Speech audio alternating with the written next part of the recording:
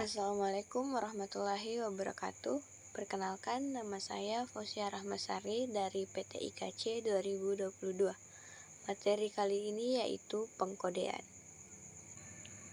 Pengkodean adalah proses perubahan karakter data yang akan dikirim dari suatu titik ke titik lain dengan kode yang dikenal oleh setiap terminal yang ada, dan menjadikan setiap karakter data dalam sebuah informasi digital ke dalam bentuk biner agar dapat ditransmisikan. Suatu terminal yang berbeda menggunakan kode biner yang berbeda untuk mewakili setiap karakter. Setiap data mempunyai kode yang berbeda satu sama lain. Kode berupa kumpulan simbol khusus yang digunakan untuk membentuk sebuah data. Sekumpulan simbol khusus yang digunakan untuk mewakili sebuah data atau kode data merupakan sekumpulan bilangan atau angka yang memiliki aturan tertentu. Sistem bilangan yang dipakai pada komputer adalah biner 2 simbol, okta 8 simbol, heksadesimal 16 simbol. Fungsi pengkodean yang pertama yaitu menjadikan tiap karakter mempunyai arti dalam sebuah informasi. Yang kedua, dapat membantu pada pengubahan kode dari bahasa manusia ke bahasa mesin. Tujuan pengkodean: menjadikan setiap karakter data dalam sebuah informasi digital ke dalam bentuk biner agar dapat ditransmisikan dan bisa melakukan komunikasi data. Kode-kode yang digunakan dalam komunikasi data pada sistem komputer memiliki perbedaan dari generasi ke generasinya, karena semakin besar dan kompleksnya data yang akan dikirim atau digunakan. Adapun tujuan dari pengkodean data adalah yang pertama, menjadikan setiap karakter data dalam sebuah informasi digital ke dalam bentuk biner agar dapat ditransmisikan. Tidak ada komponen DC, tidak ada urutan bit yang menyebabkan sinyal berada pada level dalam waktu lama, tidak mengurangi laju data, dan yang terakhir, kemampuan deteksi kesalahan. Dalam gambar, 4 kombinasi yang muncul, yaitu yang pertama, data digital, sinyal digital. Elemen sinyal adalah tiap pulsa dari sinyal digital. Data binary ditransmisikan dengan mengenkodekan tiap bit data menjadi elemen-elemen sinyal. Sinyal unipolar adalah semua elemen sinyal yang mempunyai tanda yang sama, yaitu positif semua atau negatif semua. Sinyal polar adalah elemen-elemen sinyal di mana salah satu logic stage-nya diwakili oleh level tegangan positif dan yang lainnya oleh level tegangan negatif. Durasi atau lebar suatu bit adalah waktu yang diperlukan oleh transmitter untuk memancarkan bit tersebut.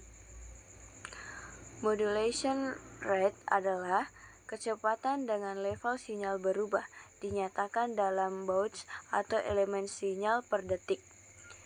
Istilah Unmar dan Spage menyatakan digit binary high dan low.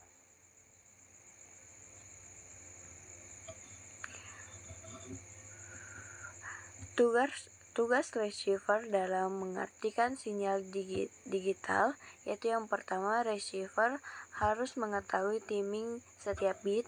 Yang kedua, receiver harus menentukan apakah level sinyal dalam posisi bit high atau low.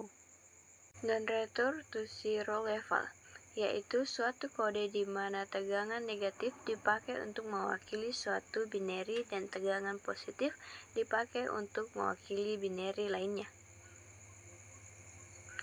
Dan return to zero inverted, yaitu suatu kode di mana suatu transisi low ke high atau high ke low pada awal suatu bit time akan dikenal sebagai binary high untuk bit time tersebut. Tidak ada transisi berarti binary low, sehingga NR-ZI merupakan salah satu contoh dari differential encoding.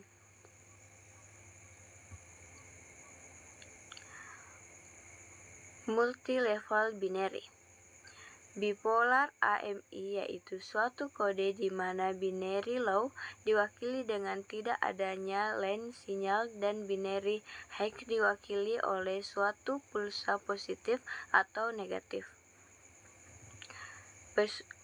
Pseudo-ternary yaitu suatu kode di mana binary high diwakili oleh ketiadaan line sinyal dari binary low dan pergantian pulsa-pulsa positif dan negatif. Selanjutnya yaitu bifasa. Dua tekniknya yaitu Manchester dan differential Manchester. Manchester yaitu suatu kode di mana ada suatu transisi pada setengah dari periode.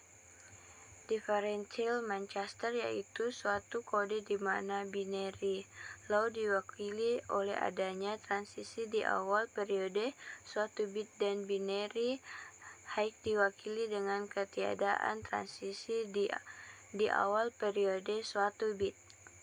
Yang kedua yaitu data digital sinyal analog. Teknik-teknik encoding.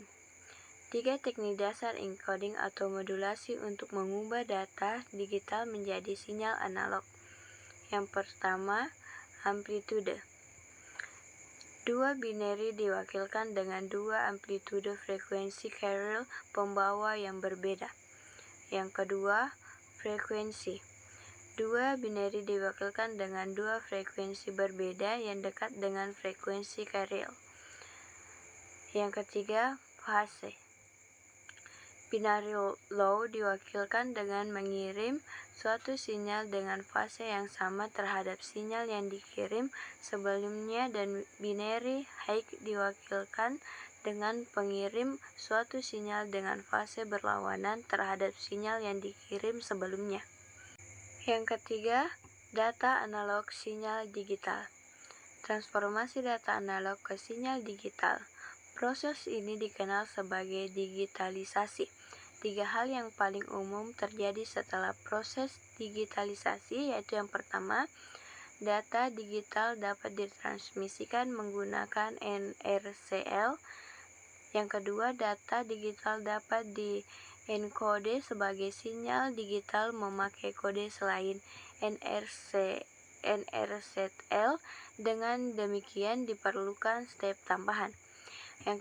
Yang ketiga, data digital dapat diubah menjadi sinyal analog menggunakan salah satu teknik modulasi. Codecs adalah device yang digunakan untuk mengubah data analog menjadi bentuk digital untuk transmisi, dan kemudian mendapatkan kembali data analog asal dari data digital tersebut. 2 teknik yang digunakan dalam codecs yaitu yang pertama pulse code modulation, yang kedua delta code modulation. Yang keempat atau yang terakhir yaitu data analog sinyal analog. Sebab perlunya proses modulasi sinyal analog ada 2 yaitu frekuensi yang lebih tinggi dapat memberikan transmisi yang lebih efisien. Yang kedua, antena-antena yang ada dapat dimanfaatkan frekuensi division multiplexing. Teknik modulasi memakai data analog ada 3 yaitu amplitude modulation, yang kedua frekuensi modulation, dan yang terakhir yaitu phase modulation. Baik, sekian dari saya. Lebih dan kurangnya mohon dimaafkan. Wabillahi taufiq wal hidayah. Wassalamualaikum warahmatullahi wabarakatuh.